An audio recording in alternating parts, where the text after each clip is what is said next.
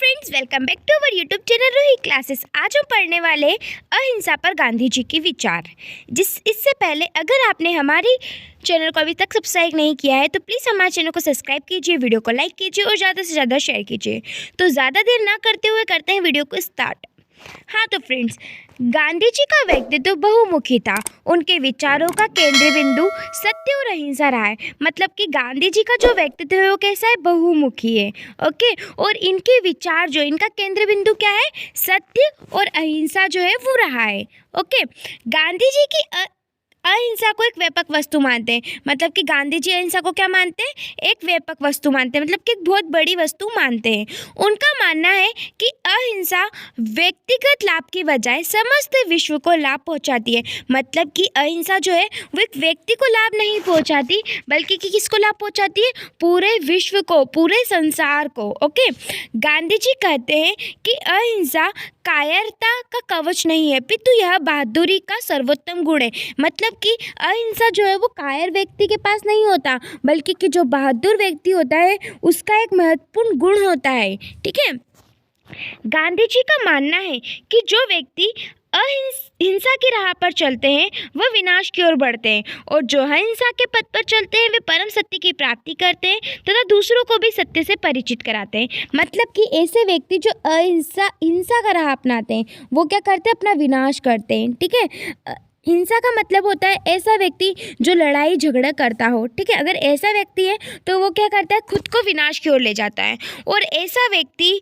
जो कि अहिंसा के पथ पर चलता है वो क्या करता है, सत्य की प्राप्ति कराता है और दूसरों को भी सत्य से परिचित कराता है। ठीक है, गांधी जी कहते हैं कि लालची मतलब ऐसा व्यक्ति जिसके मन में हमेशा लालच भरा रहे, और कायर मतलब ऐसा व्यक्ति जो डरपोक हो, वो कभी भी अहिंसा का पुजारी नहीं हो सकता। मतलब कि वो अहिंसा के पथ पर नहीं चल सकता। ओके, अब हम पढ़ते हैं हमारा सेकंड पॉइंट जो कि है अहिंसा का अर्थ। अहिंसा का अर्थ क्या है, तो अहिंसा का अर्थ होता है, अहिंसा का सामान्य अर्थ है किसी की हिंसा न करना। ठीक है, मतलब कि लड़ाई झगड़े ना करना, किसी भी प्राणी को मानसिक या शारीरिक चोट ना पहुंचाना। मतलब कि कोई भी प्राणी हो, ठीक है, चाहे वो इंसान हो चाहे वो जानवर हो, उसको मानसिक या शारीरिक चोट ना पहुंचाना, मारपीट न करना आदि, मतलब मारपीट भी न करना।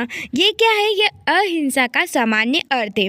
अब हम बढ़ेंगे हमारा थर्ड पॉइंट जो कि है अहिंसा के तत्व। अहिंसा के तत्व क्या है, तो गांधी जी ने अहिंसा के विभिन्न तत्वों को इस प्रकार समझाया है। सबसे पहले सत्य। सत्य क्या है, तो गांधी जी का ये मानना है कि अगर हमें सत्य की प्राप्ति करना है तो उसके लिए क्या आवश्यक है, अहिंसा आवश्यक है। ठीक है, क्योंकि सत्य को प्राप्त करने के लिए जो साधन बताया है गांधी जी ने वो अहिंसा को बताया है। गांधी जी का मानना है कि सत्य और अहिंसा जो है वो एक सिक्के के ही दो पहलू है। ठीक है, जब तक हम अहिंसा के पथ को नहीं अपनाएंगे तब तक हम सत्य की प्राप्ति नहीं कर सकते। ओके, इसके बाद हमारा सेकंड पॉइंट जो है वो है हृदय की पवित्रता। हृदय की पवित्रता का मतलब है कि हमारा जो मन है, हमारी जो आत्मा है वो पवित्र होना चाहिए, और अहिंसा का पालन करने के लिए सबसे आवश्यक है कि हमारा जो हृदय है वो पवित्र रहे। ठीक है, अगर हमारा मन साफ है, हमारे मन के अंदर नम्रता और न्याय की भावना है, तो हम क्या कर सकते हैं, बड़े से बड़े अन्याय का जो है मुकाबला डटकर कर सकते हैं। ये कौन कहते हैं, गांधी जी ने कहा है। ओके, इसके बाद हमारा थर्ड पॉइंट है दृढ़ता। दृढ़ता क्या है, तो दृढ़ता का अभिप्राय है कि प्रत्येक व्यक्ति अपने लक्ष्य की प्राप्ति हेतु सदृढ़ रहे, मतलब निश्चित रहे। उसको जो लक्ष्य प्राप्त करना है उसके लिए वो हमेशा एक जैसा रहे, भले कितनी भी विपरीत परिस्थिति आ जाए वो अपना धैर्य ना खोए। ठीक है, कई बार ऐसा होता है कि हमारे सामने मुसीबतें आ जाती तो हम सोचते हैं यार मुझसे तो हो ही नहीं पाएगा, तो गांधी जी ने कहा हमें ऐसा नहीं करना है, बल्कि हमें हर परिस्थितियों में अपने जो लक्ष्य है उसको प्राप्ति करने के बारे में सोचना चाहिए। ठीक है, आगे हमारा पॉइंट है निर्भीकता। निर्भीकता क्या है, तो यंग इंडिया में गांधी जी ने लिखा है कि अहिंसा भीरू और कायर लोगों का तरीका नहीं है। ठीक है, गांधी जी क्या लिखते हैं कि अहिंसा जो है वो भीरू और कायर व्यक्ति, ठीक है, मतलब डरपोक व्यक्तियों का तरीका नहीं है, बल्कि वीरों का तरीका है। ऐसे व्यक्ति जो मृत्यु को सामने देखकर भी तलवार लेकर उसके सामने खड़े रहते हैं और डरते नहीं है, वो क्या कर सकते हैं, अहिंसा के पथ पर चलते हैं, ना कि डरपोक और कायर व्यक्ति। ठीक है, इसके बाद आता है अपरिग्रहता। अपरिग्रहता का मतलब क्या होता है, तो इसका मतलब ये होता है कि केवल उतनी ही वस्तुओं को अपने पास रखना जितनी कि व्यक्ति के जीवन को पूरा करने के लिए पर्याप्त हो। मतलब कि हमारा जीवन उनसे कट जाए, इतनी ही वस्तुओं की हमें आवश्यकता हो हमारे पास रखना। ठीक है। इसके बाद लालची व्यक्ति जो है वो दूसरों से ना तो न्याय करते हैं और ना ही अन्याय का विरोध करने का सामर्थ्य रखते हैं। ओके। इसके बाद है प्रेम। प्रेम क्या है?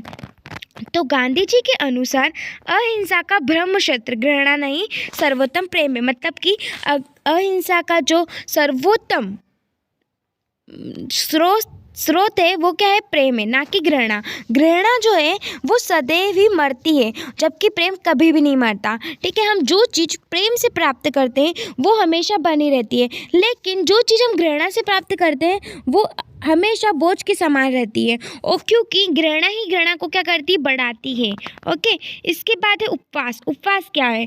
तो उपवास जो है शारीरिक, मानसिक तथा आत्मिक पवित्रता के लिए उपवास अत्यधिक आवश्यक है। मतलब कि हमारा शरीर, मस्तिष्क और आत्मिक जो पवित्रता है वो बनी रहे, इसके लिए क्या है? उपवास ज़रूरी है। उपवास का मतलब केवल अन्न ग्रहण करना नहीं होता, बल्कि कि सभी दूषित जो भी विचार है उनसे खुद को मुक्त रखना, मतलब कि दूर रखना।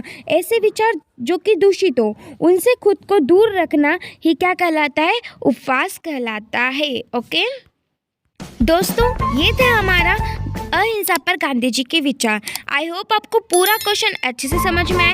अगर आपको हमारी वीडियो से ज़रा भी हेल्प होती है तो प्लीज़ हमारे चैनल को सब्सक्राइब कीजिए, वीडियो को लाइक कीजिए और ज़्यादा से ज़्यादा शेयर कीजिए। Thanks for watching this video.